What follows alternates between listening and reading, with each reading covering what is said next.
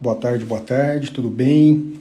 Estamos ao vivo aqui no canal Prosa Criminal para mais uma live nessa quarta-feira, sempre às 17 horas, né? Vamos aguardar o pessoal chegando aí. Doutor Luciano Macri está entrando.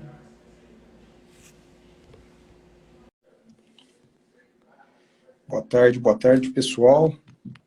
Vamos chegando. Já mandei um convitinho aí para o doutor Luciano Macri. Opa! Fala, Paulo. Tá bom, meu irmão? Maravilha, meu irmão. Tudo em ordem? Saudade de você. Ô, rapaz! Tô com saudade sua, Macri. Você nem imagina, cara. Deixa eu ver quem que tá aí. Opa, a doutora Daniela já está aqui, vamos convidá-la.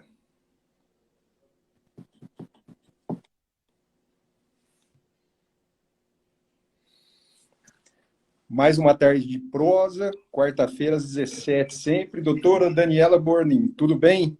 Oi, boa tarde. Boa tarde, Tudo, doutor Luciano. Boa tarde, doutor Paulo. Tudo boa bem? tarde. Tudo bem, tudo ótimo. Estava dizendo aqui que estamos ao vivo e hoje nós vamos fazer uma prosa aqui com a doutora Daniela Bornin, né? Advogada criminalista, professora de direito penal e atualmente Tímida para live. está como coordenadora da Escola Superior de Advocacia lá do Núcleo de Olímpia, né? Isso. Muito legal. Isso. Muito legal. Mas eu preciso, Dani, posso chamar de Dani? Com certeza. Com Então tá bom. certeza. É Eu Dani. preciso ler uma mensagenzinha aqui para a gente iniciar a nossa prosa, tá? A mensagem diz assim, ó.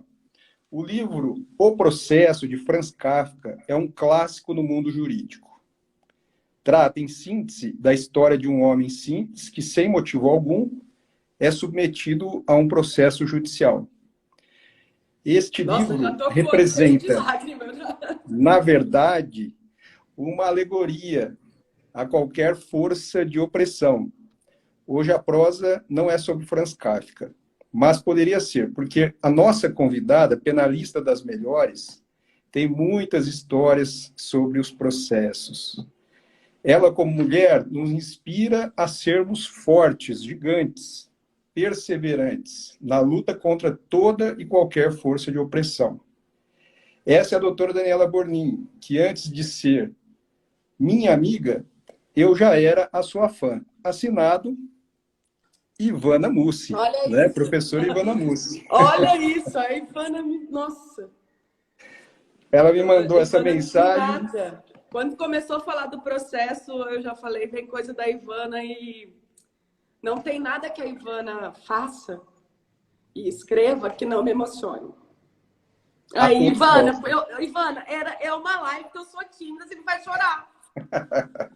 É bom que assim já perde a timidez logo de início, né, Dani? E a prosa para a gente conversar sobre o livro, sobre o processo, né? A gente pode marcar aí que a história é... A Ivana acompanhou algumas coisas. A história é surreal. Que legal. Eu consegui, depois de 10 anos, contar e compartilhar, mas demorou muito para eu conseguir.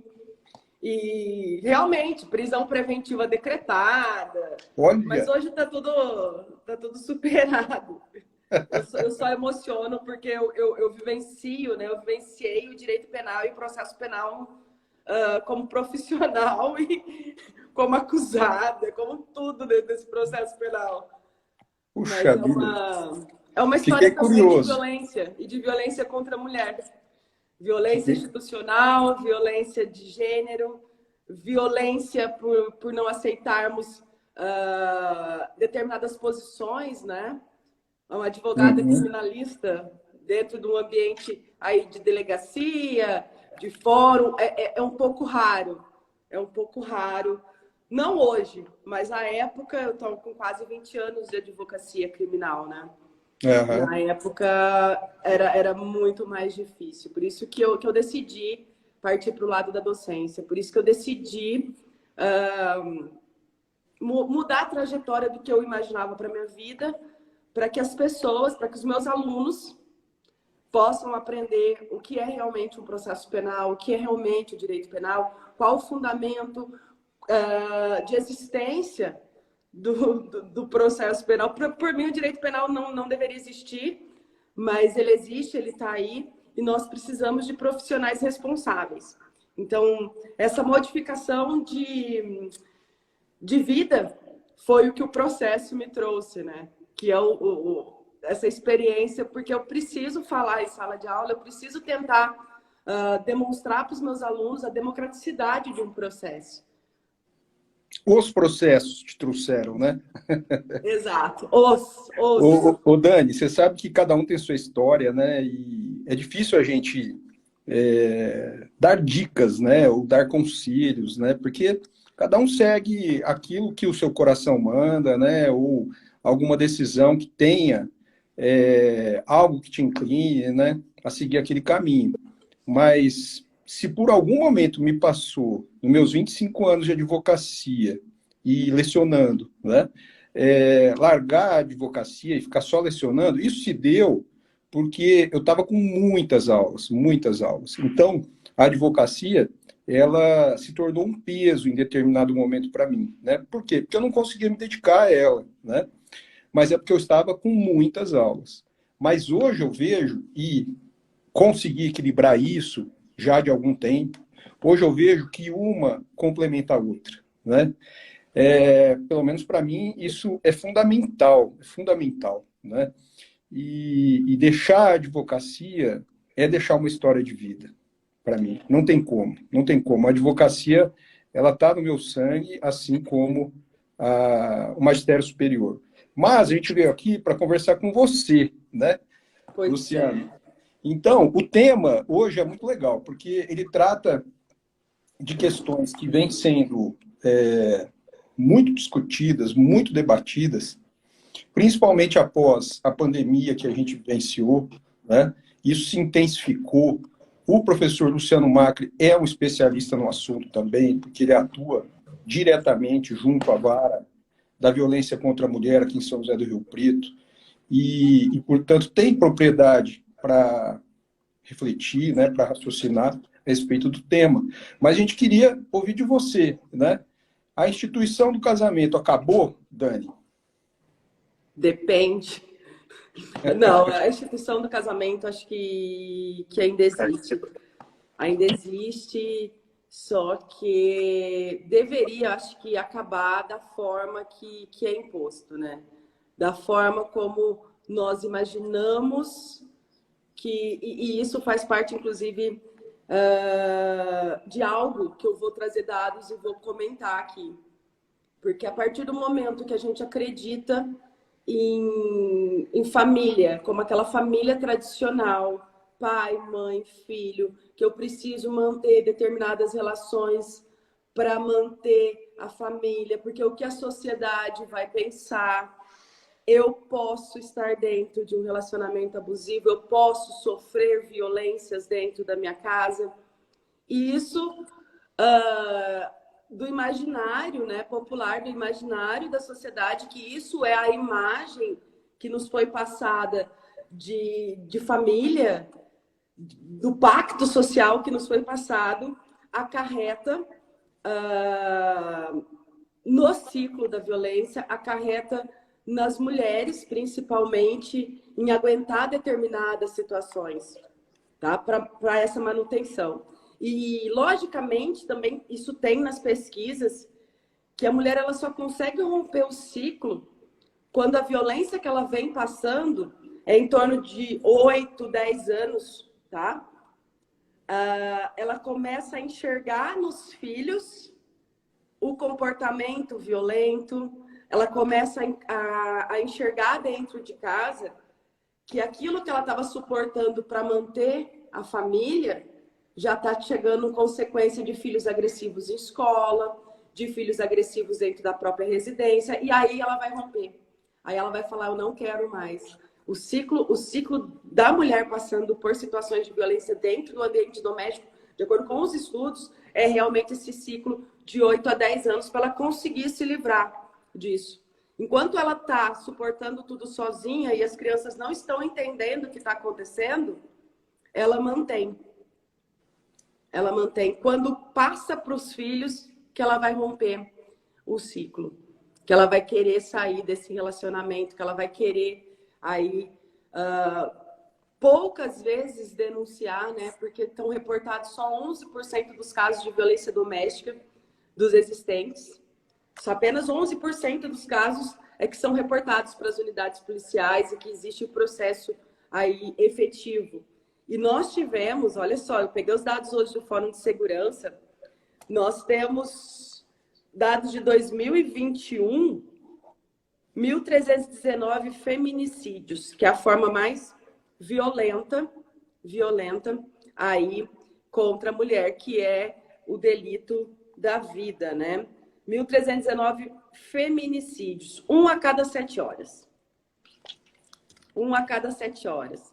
Outro dado interessante que a gente vê também em 2021, foram registrados 56.098 boletins de ocorrência de estupro de vulnerável com vítima do gênero feminino. Uma vítima a cada 10 minutos, com um acréscimo de 3,7% com relação aos dados do ano passado.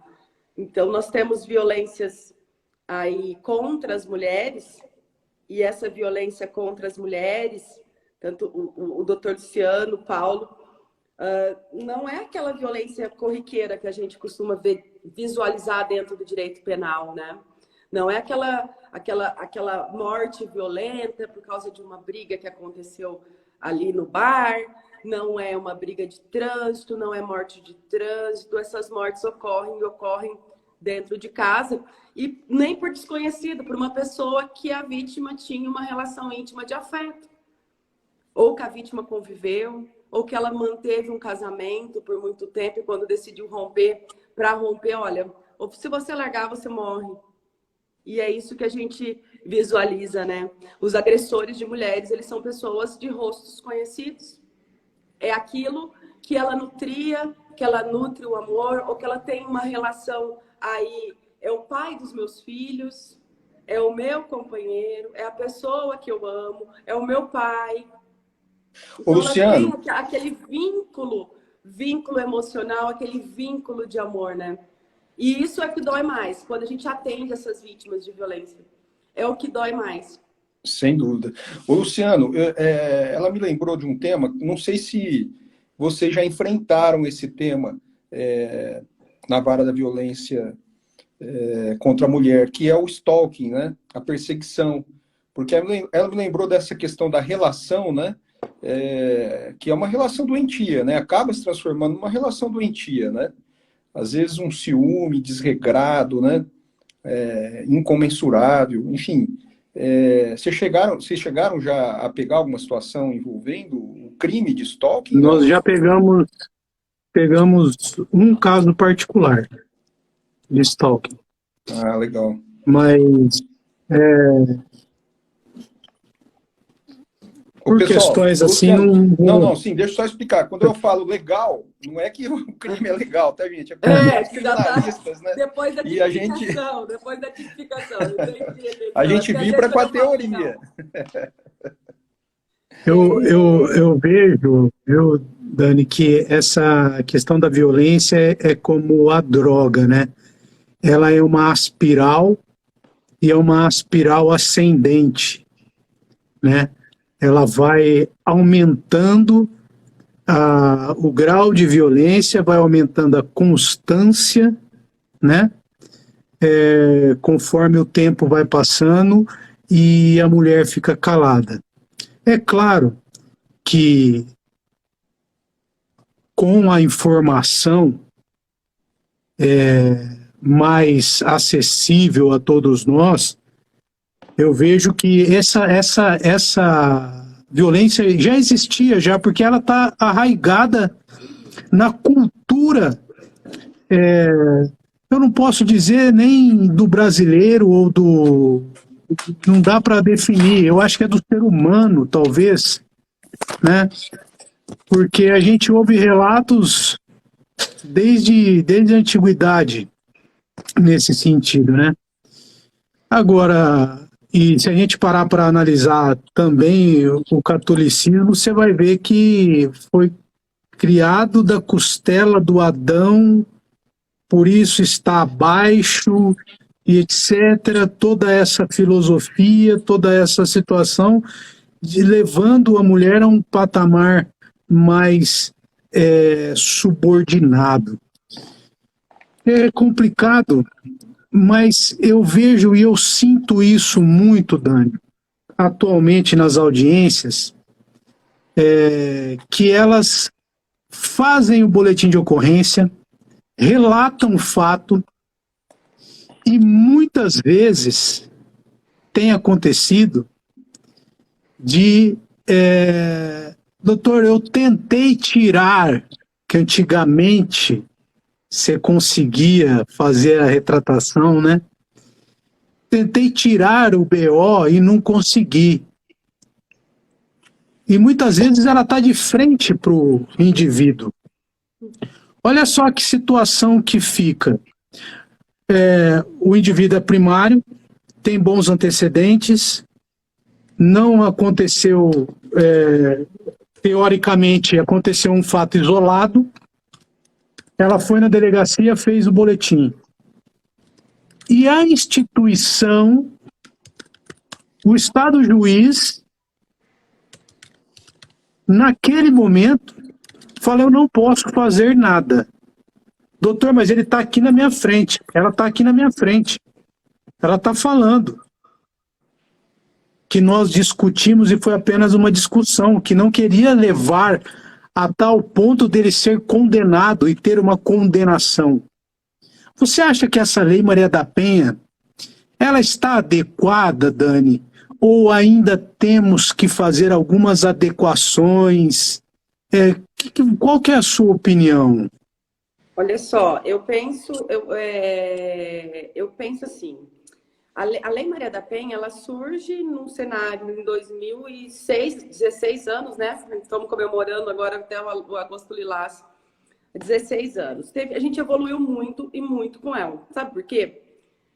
Porque eu concordo com a lesão corporal. Eu acho que da Lei Maria da Penha, na verdade, é só a lesão corporal que vai ser pública e incondicionada.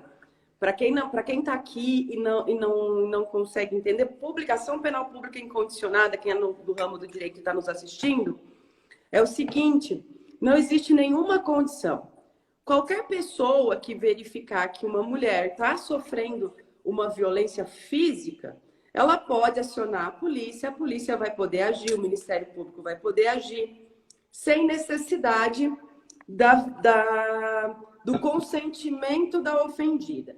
Só que tem crimes também tipificados no Código Penal, que faz parte daí da afetação, eu falo até da afetação da Lei Maria da Penha, da 11.340, porque ela não é uma lei criminal, ela não trata de crime, mas ela modifica a estrutura. Se a vítima for mulher e tiver em situação, âmbito de unidade doméstica, no âmbito da família ou numa relação íntima de afeto, qualquer dos crimes do Código Penal eu posso aplicar aí a 11.340, mas o corriqueiro, lesão corporal, crimes sexuais. Aí a gente vai conversar, que aí eu concordo com o doutor na parte dos crimes sexuais e ser dependendo do tipo penal. Na lesão corporal, eu concordo em ser pública incondicionada. Por quê? Porque o ciclo da violência doméstica é exatamente esse. Olha como acontece. Primeiro, é uma fase de tensão. Começa, ninguém vai casar, gente, ninguém vai se relacionar com um sapo. Todo mundo vai atrás do príncipe. Então, no início do relacionamento, é algo prazeroso, é algo gostoso, é algo que ele vai fazer de tudo para você ficar vinculada afetivamente. E eu penso também que é um cenário de guerra. Eu costumo falar, quando eu falo isso, cenário de guerra. Por que o cenário de guerra? Porque a partir dessa fase de relacionamento, maravilha, do príncipe encantado, o príncipe encantado começa, vocês vão entender que é o cenário de guerra. O que a gente faz se o cerco do inimigo? A gente começa a retirar aquilo que sustenta o inimigo. Água, comida. Para quê? Para enfraquecer o inimigo, para a gente vir atacar. No relacionamento é exatamente isso que acontece. A mulher, ela está envolvida emocionalmente, ela já está vinculada, aí ele vai começar a minar e deixar aquela pessoa vulnerável. Vai retirar. Ah, sua amiga que está alertando para alguns sinaizinhos, já vai falar assim, ó, eu não gosto dela, ela tem inveja de você. A sua família que está intrometendo no relacionamento, não vai mais na sua mãe. E começa isso. Só que ele proporciona N coisas prazerosas que a mulher extremamente envolvida vai ficar nesse cerco sem possibilidade de sair dele. Ela enfraquecida, ele começa a dominar. Ele começando a dominar, a ter o controle, começa uma outra fase, que é essa fase de tensão. Que é aí que vai começar essa fase de tensão a minar a autoestima. Xingando, você não presta, você viu isso, seu celular, deixa eu ver. Aqui, fica algo doentio. E nessa fase de tensão, quando ela vai evoluir, ela evolui para a fase da agressão. Das agressões físicas, que a violência psicológica ela começa desde o início. Mas a violência física ela vem no terceiro estágio, que eu falo depois do cerco, né? Eles utilizam aí três ciclos. Eu já penso que tem um cerco primeiro. Sem o cerco, sem enfraquecer o inimigo, você não vai conseguir atingir. E aí, depois dessa fase que tem a agressão física, ela já, para chegar numa agressão física, a mulher já sofreu violência moral, já pode ter sofrido violência sexual dentro do relacionamento, já pode fazer o sexo da forma que ela não quer, tá? Porque acha, não, é assim que ele gosta, é assim... Não. São das relações íntimas que a gente entende. E violência patrimonial, de quebrar celular, de quebrar computador, de quebrar coisas, até chegar na física. A física é um ponto da explosão, que aí chegou na física. Quando chega na física, ela cria um pouco de coragem. Mas quando ela cria a coragem de chegar, ou alguém viu, alguém denunciou, ele volta no quê? Na lua de mel. Eu vou mudar. Esse é o estágio. Volta no período de lua de mel. Fica querendo convencê-la de que vai mudar, que foi só um ataque de raiva, que não vai acontecer de novo. Mas vai acontecer de novo. E não foi uma, não foi duas, não foi três. São 1000 mulheres que eu escuto histórias. Algumas já na parte criminal, outras só no âmbito de reconhecimento de solução de união, de divórcio. Dani, só pegando nesse pontinho, desculpa te interromper. Se vai acontecer novamente, você concorda comigo que o direito penal não vai resolver? Concordo. Você punir aquele indivíduo não vai resolver? Eu concordo que o direito penal ele não resolve problemas. Isso aí é questão de educação e questão cultural. Só que é um mecanismo de controle, porque a pessoa ela só respeita um pouco mais. Também não concordo muito que respeita, mas respeita um pouco mais porque tem medo da prisão. Porque tem medo, ao mesmo porque a partir tempo... do momento que ocorre o direito penal, dentro dessa situação doméstica, fica com vergonha, perde emprego, tem consequências. Tendo consequências que aí às vezes até atrapalha a vítima. Nossa, vai perder o emprego, vai acontecer isso. Quem vai pagar? Quem vai sustentar meus filhos? E é esse o retorno, doutor Luciano. Só que a gente já ficou calada, as mulheres já ficaram caladas. O direito penal, ele não resolve, mas pode amenizar. O que estabelece, inclusive, a Lei Maria da Penha é que pode ter mecanismos, e a gente tem que tratar disso, sobre as masculinidades tóxicas, sobre o sistema de masculinidades. E esse sistema de masculinidade que está errado. Você tem que ser assim, dessa forma. Você tem que viver assim, desse jeito. Um invadir o espaço do outro. Você não ter relacionamento saudável. Você não ter essa condição, essa liberdade. Então, existe, inclusive, na Lei Maria da Penha, tratamento em tese, acompanhamento em curso. Tem essa possibilidade. Nós trabalhávamos com isso em Santa Catarina, que você ter essa nova cultura. A pena criminal não vai resolver o problema da violência doméstica, como não resolve o problema de nenhum dos crimes. tá? Até porque os institutos despenalizadores é que ele vai pegar, mas se você pensar numa lesão corporal, vai ficar de sursi, no máximo. Só que se for reiterando, vai ficar, mas vai ter aquele aspecto simbólico do direito penal, se passar uns diazinho para refletir mais, para pensar a minha atitude. Porque se você deixar não fazer nada, não pensar nada, não meter a colher, vai acontecer. Eu fico preocupado porque eu pensaria mais na integração da vítima na resposta social, sabe?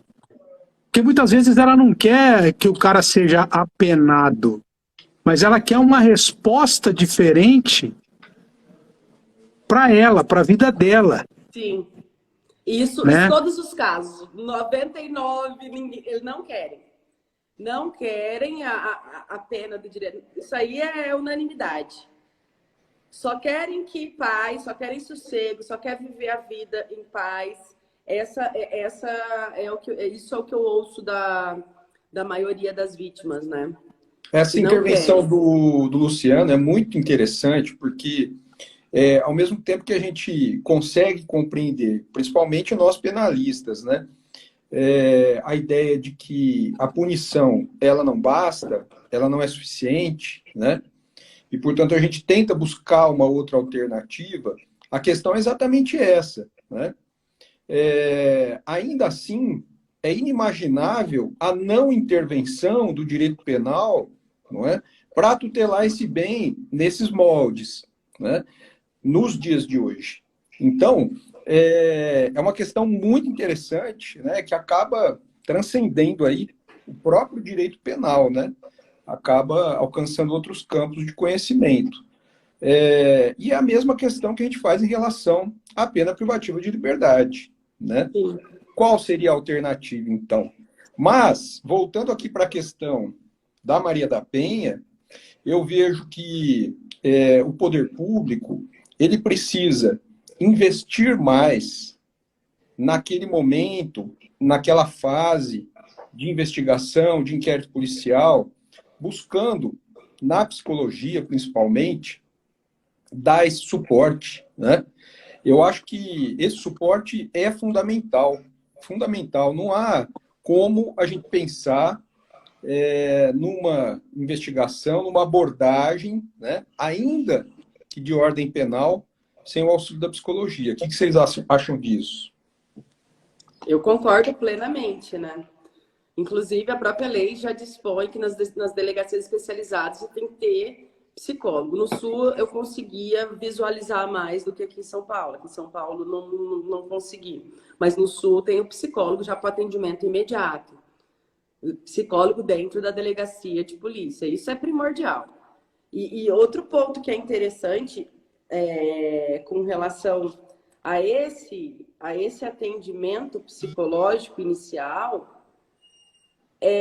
cuidar das fragilidades, né? Não só dessa vítima, das fragilidades de todo. E não só a psicologia. Assistência social é muito importante. Muito importante. Assistência social é muito importante porque uma das coisas que mantém o relacionamento abusivo, a violência doméstica, é aí a dependência financeira. É a dependência financeira. Só que ela e a dependência afetiva também. Em todas as classes sociais, em todos os níveis. Não existe aqui, se a gente falar de um crime que não seja, que é um crime comum, que acontece aqui. Vocês conhecem, eu conheço, a relação próxima de quem vive ou já viveu situações de violência doméstica. Não existe. É um crime muito corriqueiro e muito comum. E no campo ainda do Dr. Luciano, que eu penso que a modificação que trouxe no delito sexual, de estupro, por ser ação penal pública incondicionada, aí eu já penso que está invadindo a esfera da vítima. Deveria ser condicionada à representação. Não ser obrigatório você, no crime sexual, ter que denunciar o estuprador. Eu penso isso, nesse ponto, porque tem determinados casos de estupro que a gente não quer, que a vítima não quer, e a mulher, ela prefere isso. Já atendi algumas, inclusive, nós tínhamos um projeto na Universidade Federal disso, né? Que falava, não quero, só quero fazer os procedimentos aí necessários, profilaxia de doenças sexualmente, mas eu não quero me reportar, não quero nem lembrar disso que existiu. Mas mesmo considerando a gravidade do delito, Dani, porque você entende que na lesão corporal, ainda que seja uma lesão leve, né, a ação penal é pública incondicionada em relação ao contexto da Maria da Penha, e aí no caso de um estupro, que é um crime muito mais grave, em que há violência ou grave ameaça à pessoa, você entende que pelo fato de lidar com a intimidade do indivíduo, né, aqui no caso a vítima, mas invariavelmente a mulher, você entende que não seria de ação penal pública incondicionada, na sua visão? Eu entendo, porque as mulheres que estão aqui devem me entender nesse sentido, né? Porque quando você trata de crime sexual e a vítima ter que se expor e contar e vivenciar aquilo que é algo assim pior que pode acontecer, tanto o estupro quanto o estupro de vulnerável, que é aquele caso que você saiu para uma festa que aconteceu agora em Jaguariúna, aconteceu com a atriz, né, com a Clara. Ela foi exposta em razão de uma gravidez resultante de um estupro, que ela não deu prosseguimento. É um direito da mulher isso, de fazer o que ela fez, e ela foi exposta e ela teve que falar, eu fui estuprada. Mas aí a gente não está transferindo a responsabilidade, porque, ao meu ver, a problemática aí, ela se dá em relação a quem expôs, né? Porque a gente está falando de algo que no judiciário funciona em segredo de justiça e teria que ter todo um aparato nesse sentido. É óbvio que nos dias atuais é muito difícil você conseguir, né, fazer cumprir isso. Invariavelmente chega ao conhecimento de terceiros, né? Mas, ao meu ver, a gente está transferindo a responsabilidade aí. Mas eu acho que eu já atendi algumas, né? Várias, na verdade. Algumas que queriam, e mais é pelo descrédito nas instituições. E não veja, veja que mesmo ela não levando a conhecimento, ou melhor, mesmo ela não levando a conhecimento da autoridade judiciária, autoridade policial, ainda assim houve a exposição. Então não seria o fato de ser uma ação penal pública incondicionada a iniciativa.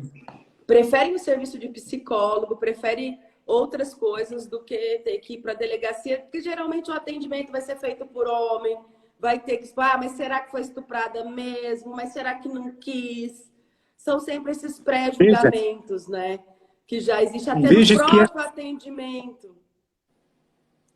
Aí, Dani, você está integrando a vítima no sistema. Entendeu? Aí eu concordo. Porque até então a vítima fica apartada do sistema. Na lesão corporal, por exemplo, ela fala assim, olha, nós trocamos uns tapas. Ele deu e eu dei também. Uhum. Entendeu? Só que o homem não vai na delegacia porque nenhum homem vai na delegacia falando que apanhou de uma mulher. Ele vai ser alvo de chacota na delegacia. Uhum. Correto? Então ele não vai. Aí o que acontece? A mulher fala, olha, nós brigamos e eu dei uns tapas nele e ele deu uns tapas em mim. Mas eu não quero levar mais isso adiante. A palavra dela não está sendo levada em consideração. Você não está integrando a vítima no sistema. Veja, eu sei que isso está consolidado, tá? Eu só estou querendo trazer ao amor ao debate.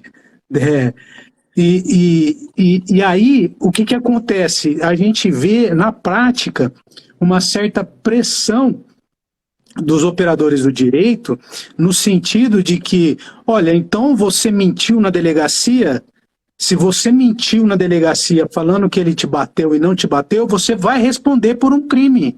Esse é outro ponto que Quem tá lidando com isso, né? Inverte-se o papel, entende? Então, eu estou lidando com isso na prática cotidianamente eu também. e tenho levantado a Lei Mariana Ferrer. A Lei Mariana Ferrer, que você não pode ofender a dignidade, inclusive, no caso da testemunha, mas neste ponto da suposta vítima. Ora, se ela, que teoricamente seria a titular ou a maior interessada na situação, não quer, a palavra dela, vítima, o Estado, ou seja, a Lei Maria da Penha, está chancelando que a própria palavra da mulher não vale nada. Mas eu penso, eu já penso um pouco diferente nesse sentido, né? É porque já existe estudos e existe essa parte antes da existência da lei, até quando era condicionada a representação, isso também já acompanhei na prática. Que 3 semanas preso, vai atrás e convence ela a retirar, aí vai, assina o papel e você leva para retirar. E isso acontecia diuturnamente em razão desse relacionamento na unidade doméstica, no âmbito da família, na relação íntima de afeto, que fica com dó, que vai, que retira, que muda toda a versão em juízo. A pedido, inclusive, e isso eu acho assim, que foi bom você falar sobre isso, né? Sobre o nosso papel de advogado criminalista dentro de uma audiência nesse aspecto de violência doméstica e familiar. Eu mudei muito de estratégia. Eu pego o processo que eu falo, eu não preciso, como advogada, como defensora, quando eu atuo em favor dos homens, né, dos agressores, eu não preciso menosprezar, eu não preciso atacar, eu não preciso, tecnicamente, utilizar de nenhum argumento contra aquela vítima. E, às vezes, no dia a dia, forense, quando eu estou de assistente de acusação, a primeira coisa, que a gente está falando de denúncia, nós estamos falando de fato. Não vai falar da vida dela, não vai falar disso, não vai falar daquilo. Não vai chegar aqui em juízo e eu fico extremamente nervosa. Até em processos cíveis de divórcio, que tá chamando uma lá de maluca, tá falando que não sei o quê, tá falando... Cara, são expressões, não são nem grosseiras, são expressões ofensivas e que pode gerar, inclusive, dano moral. O excesso de linguagem é abuso de direito no campo civil. Eu pego contestação, eu pego ação que eu falo, meu Deus, o que é isso? O que está acontecendo aqui nesse processo? É totalmente fora da técnica. No campo, quem trabalha com direito de família, quem trabalha no âmbito de... É totalmente fora, é desnecessário você chegar em juízo e menosprezar e acabar com a mulher que você teve filho, com a mãe dos seus filhos. Dói. E esse é o ponto. Isso dói muito porque elas se apegam nas palavras, elas se apegam nessa dor, sabe? E vira um processo sem fim. E vira acusação sem fim. Eu falo, não, eu não vou escrever isso sobre o seu marido, porque isso não diz respeito nesse momento. Então, nós, advogados, nós temos um importante papel de evitar mais sofrimento, evitar mais acusações, evitar mais... Cara, é técnica processual. Se você pegar a técnica, denúncia está ali, descreveu o fato, tem a palavra da vítima da fase. O que aconteceu? Aconteceu isso, aconteceu... Ponto, não vai ficar... E eu acho assim... Quando o promotor ou o juiz começa com ele, fala assim, doutor, o senhor não pode. A gente já tem que chamar na hora. Ela está falando isso. O que ela falou lá na delegacia, no momento do boletim de ocorrência, isso não é prova, isso não pode ser levado em consideração dentro do âmbito. A gente sabe disso. E tem que interromper. Sobre o tipo do contraditório, né? Eles fazem dessa forma mesmo. Só não fala que prender por falso testemunho, mas tentam fazer dessa forma como uma forma de ameaça. para que ela faça o seu, Sim. isso não pode, você vai dar denunciação caluniosa, isso, aquilo. Você não, realmente o fato aconteceu. Então cabe a nós, né? Puxar a orelha Foi. de todo mundo que está fazendo errado.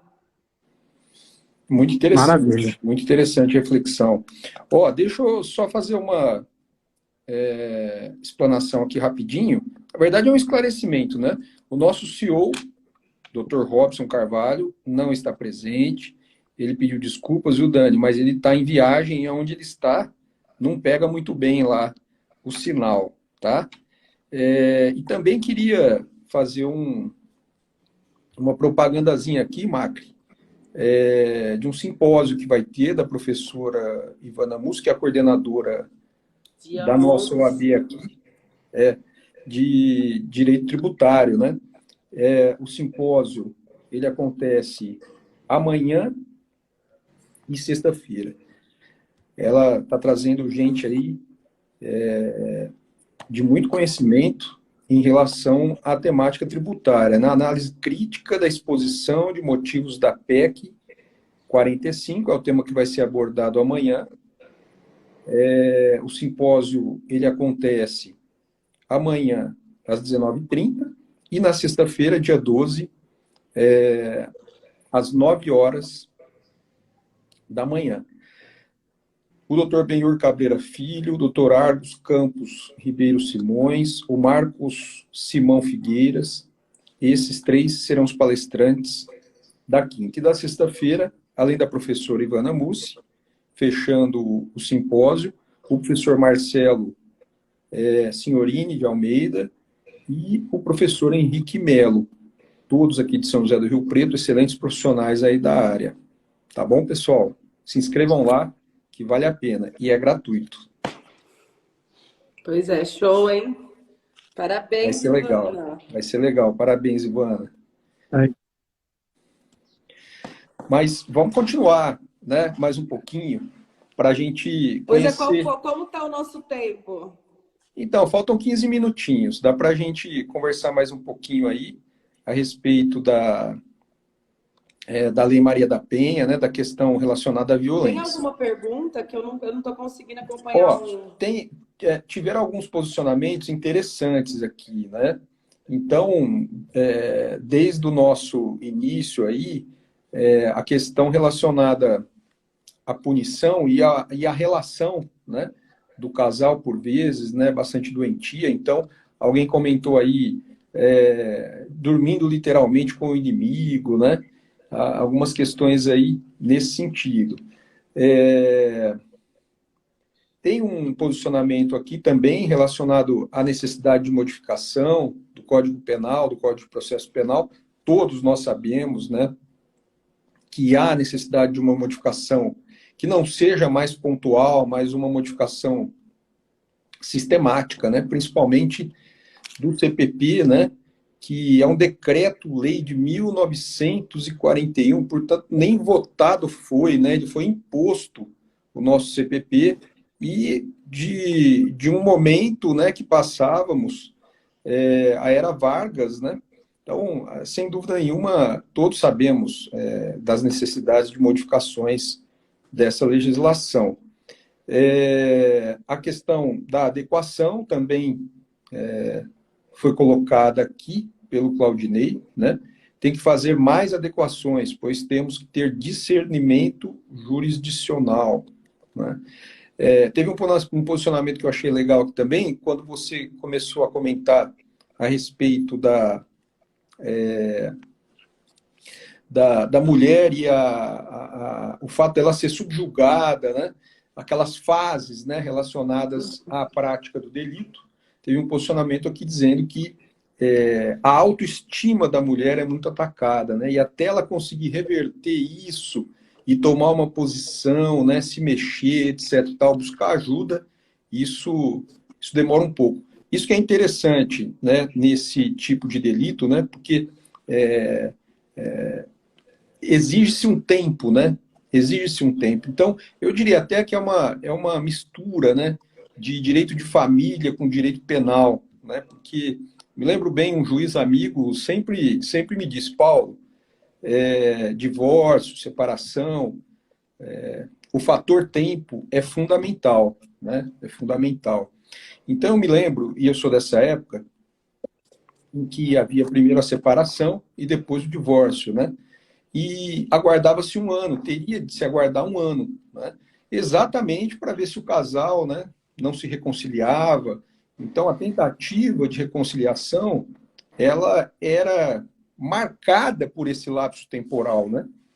E hoje, obviamente, todos sabemos, né, que é muito rápido você divorciar, basta ir até o cartório, se tiver dentro dos requisitos lá de que não há necessidade que esse divórcio seja feito em juízo, né, o divórcio ele acontece rapidamente.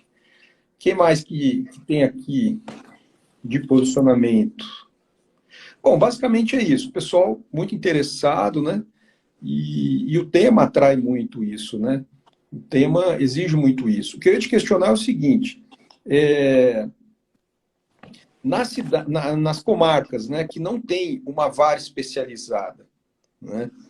Como é que você enxerga isso, Dani? Porque aqui a gente vê nitidamente, né, que com a instalação de aqui em São José do Rio Preto, né, com a instalação de uma vara especializada, a agilidade é muito maior, né? A gente só se preocupa um pouco em não se tornar mais uma numeração, né? E isso certamente foge, né, daquilo que a legislação se propõe, e foge muito, né? Então, a minha preocupação é essa, não se tornar uma numeração, né? Mas isso também não quer dizer que numa comarca que não tem uma vara especializada, né, o tratamento será outro, porque normalmente, numa comarca que não tem vara especializada, são poucas varas e o volume de ações talvez é até maior, né, do que o volume de ações em comarcas com mais varas, né, e com uma vara especializada. Você acha que a vara especializada vem para auxiliar, para melhorar, né, a aplicação da lei? Olha, eu penso que sim, né? Mas inicialmente eu acho que seria melhor a gente implantar as delegacias especializadas. A delegacia, num primeiro momento, conforme a Lei Maria da Penha. Nós temos aqui na região Santa Catarina, eu estava num grande centro, estava numa capital, então nós tínhamos a vara especializada, nós tínhamos a DPCAM ali, com psicólogo, com equipe multi, com tudo ali para atender, tá? Isso é a realidade de Florianópolis. A realidade aqui, que eu tenho uma DDM em Olímpia, eu estou na cidade de Guaraci também, que atende toda a comarca, tem uma DDM, mas na DDM não tem funcionário suficiente, não tem psicólogo, nem para escuta especializada, e também eu acho que é o mesmo raciocínio aqui da DPCAM, que é idoso, mulher, idoso e criança nas DDMs. Guaraci, que é a minha cidade, não tem. E tem um escrivão, um investigador e um funcionário da prefeitura que auxilia ali da Comadoc para auxiliar e uma delegada de polícia. Então, eu preciso desse atendimento inicial, desse atendimento rápido, desse acolhimento inicial com delegacias especializadas. Porque as medidas protetivas estão saindo em 48 horas, tá na lei, uma vara, e preciso também da vara especializada? Sim, bom, mas o atendimento inicial ali, eu acho que é primordial. Até colocaram aqui, né, a questão da revitimização, isso é fundamental, né? Esse acolhimento, né, feito pela primeira autoridade, né, que tem contato com o fato, é fundamental. E uma ação rápida, né?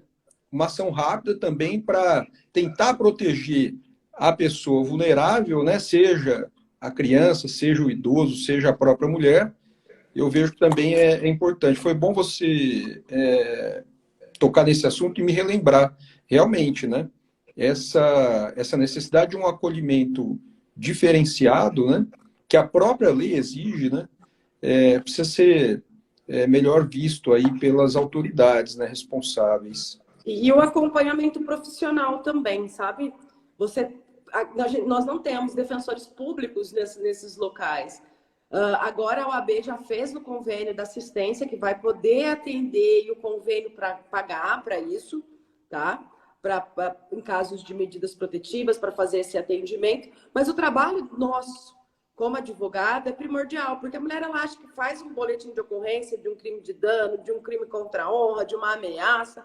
Ela tem que fazer a representação, ela tem que fazer uma queixa-crime. Então, ela acha que foi na delegacia e está resolvido. Depois ela vai reclamar, não, fiz a ameaça, registrei a ameaça e não aconteceu nada. Mas você fez a representação? Você foi lá e representou? Você fez a queixa-crime? Porque eles acham que tudo se resolve em delegacia, né?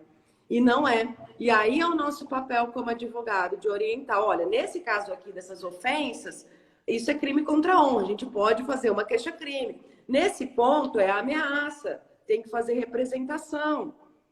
Na lesão corporal, ok. Nos demais crimes que a gente tem ainda lá, crimes de ação penal pública condicionada, vamos analisar. Então, você precisa do conforto e precisa do atendimento correto do advogado, porque às vezes ela acha que uma situação vai se resolver numa delegacia e não vai. E tem ainda aqueles profissionais, isso é lamentável que acontece, que isso eu estou observando nos últimos 3, 4 anos, em caso de disputa de separação, utilizam-se o mecanismo da Lei Maria da Penha para ficar integralmente num imóvel, utilizam de mecanismo, mas minha ação não vai lá e pede uma medida protetiva que o juiz vai arrancar ele da casa e fica exclusivamente ali. Então, algo que não existe, que acontece. E isso está acontecendo e está atrapalhando. O que você acha dos institutos da 9.099? A gente sabe que em algumas situações eles não são cabíveis, né? Tem até vedação na lei, mas você acha que seria interessante? Eles cabem em algumas situações? O ANPP é cabível em alguma situação? Nenhum instituto despenalizador. Mas a consequência jurídica, depois a gente pensa, o que pode gerar? Só reincidência. Mas o que eu penso, assim, no aspecto processual penal, se for condenado no primeira lesão corporal ali, pega um sursi, você pegou o sursi, que é suspensão condicional da pena, e ainda recorre, ainda prescreve, tá? Se você pensar no âmbito do jeito que tá, a maioria dos casos, a gente encontra respaldo na extinção da punibilidade pela prescrição como consequência, mas é importante que tenha. É importante que eu não utilize cesta básica, porque a pessoa já pensa, é só uma cesta básica. E o posicionamento que nós temos aqui na comarca de Olímpia, eu estou gostando muito do posicionamento, converte flagrante em preventiva e só sai na audiência de instrução. Mesmo porque aí pede... Aí já sabe que vai ter um regime aberto. É drástico, é grave, é isso, vai gerar consequência, tal. Mas, meu amigo, é tão corriqueiro a violência que se você não utilizar, às vezes, daquilo que se tem, porque realmente situações mais graves, acontece o feminicídio. Então, mas veja só que interessante, ó. Fazendo aquele raciocínio que o Macri puxou, né? Se a punição ela não é suficiente, vamos dizer assim, né? Porque a reincidência é alta, porque ela não traz uma eficácia, vamos dizer assim, na aplicação da lei.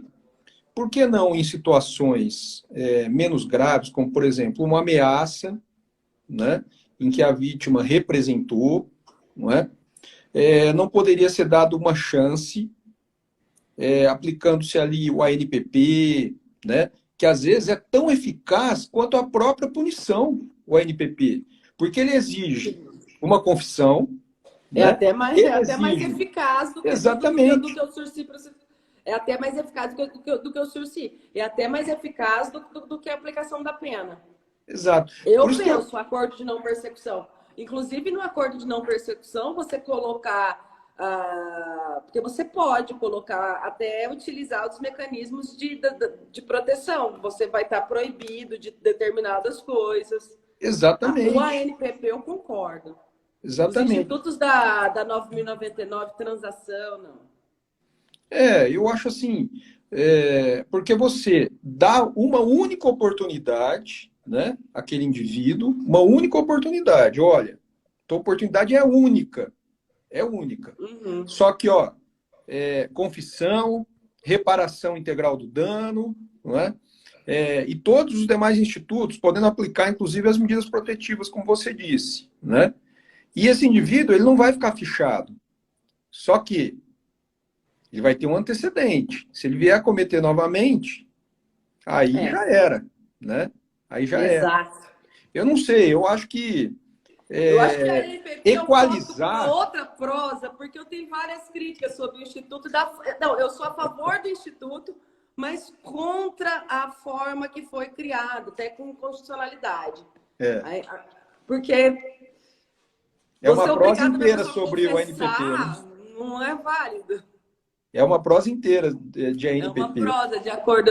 outro momento, hein, doutor Luciano? Vamos marcar para o acordo de não persecução. Sem dúvida. Vamos marcar sim. Legal, muito bom, muito bom. São essas as minhas considerações e o que eu puder contribuir para o prosa. Muito legal bater papo com vocês. Não, é sempre bom, Dani. E a gente conhecer e também, né, Luciano, esse é o propósito, né, com o Robson, que é o nosso CEO, né, idealizador do Prosa, a gente conhecer e dar a oportunidade das pessoas conhecerem, né, os profissionais que estão na lida, né, que estão no dia a dia e aqui da nossa região. Isso que é legal, né? Porque tem muita gente boa, muita gente com conhecimento e muita gente disposta a contribuir, já que o conhecimento, né, ele se acumula e a gente precisa dar vazão nele, né? Não tem jeito. Exatamente. Dani, muito obrigado aí. Se você quiser fazer alguma consideração final, fica à vontade. Deixa com o doutor Luciano. Não, eu só queria te perguntar, o jovem advogado ou a jovem advogada que está querendo militar nessa área, qual o seu conselho, seu principal conselho aí, para a gente ir finalizando? Vai assistir a palestra, o simpósio da doutora Ivana. Boa dica. Meu conselho, vai lá, entra na comissão da doutora Ivana de Direito Tributário, Mas não é, quando a gente nasce criminalista, né? Não tem como, cara. Mas o conselho que eu daria para os jovens, para quem gosta da advocacia criminal, para quem vai trabalhar com violência doméstica, pensa, respira, não faz nada afobado, ouça as duas partes, verifique os fatos, principalmente nesses crimes aí no âmbito, e não vai sair atirando para tudo quanto é lado, porque depois sobra para você, tá? Essa reflexão, porque às vezes eu pego muita coisa e falo, não, gente, isso aqui, direito penal não vai resolver isso aqui. Ah, mas eu acho que... Não. Para ter separação de corpos, você vai no cível, não precisa fazer medida protetiva, criar situações. Tá? Utilizar da Lei Maria da Penha, utilizada de artifícios penais para algo que não tem necessidade. E vamos tomar cuidado com o outro, né? Com aquela pessoa que vai ler sua petição. O problema são dos clientes. Você é técnico, você não precisa atacar o adversário, você não precisa falar da vida íntima, você não precisa ofender. Vamos trabalhar de forma com ética, né? Exato. Com respeito, com empatia. Porque até quando você coloca valor de causa, a pessoa fala, meu Deus, está querendo cobrar não sei quanto de mim. As pessoas são leigas. Então, qualquer palavra que você coloque ali, você vai ofender o outro. Isso vai gerar uma bola de neve enorme. Eu tenho tanto cuidado quando eu escrevo algo para aquele que vai receber, para aquele que vai ler minha inicial, ou quando eu estou falando algo. E a gente tem que ter esse tato. Numa audiência, principalmente, não vai com o olho na vítima. A vítima está ali porque ela é vítima. Vamos debater fato tecnicamente. Vamos fazer perguntas objetivas. Não vamos perguntar do passado. Teve uma audiência recente, agora há pouco tempo. Fulano falou assim, cara, o fato é daqui. Você quer perguntar de lá? Vamos cortar, parou. O que tem a ver, né? Não, não tem, não faz sentido. Vítima é vítima, tá ali como vítima. O que faz, que deixa de fazer, é problema estritamente da pessoa. Eu falo para enfermeiro, e às vezes e os profissionais que estão ali, maioria homem, não interrompe. Eu falo, O que isso tem a ver com o que está sendo julgado aqui hoje? É isso aí eu fico... Não posso falar palavrão? Mas não posso falar palavrão. Mas é aí que tá, talvez, a sensibilidade, né, Dani? Que talvez um homem não sinta. E a mulher sente essa sensibilidade em estar advogando para uma outra mulher. Eu acho que, nos dois sentidos, né?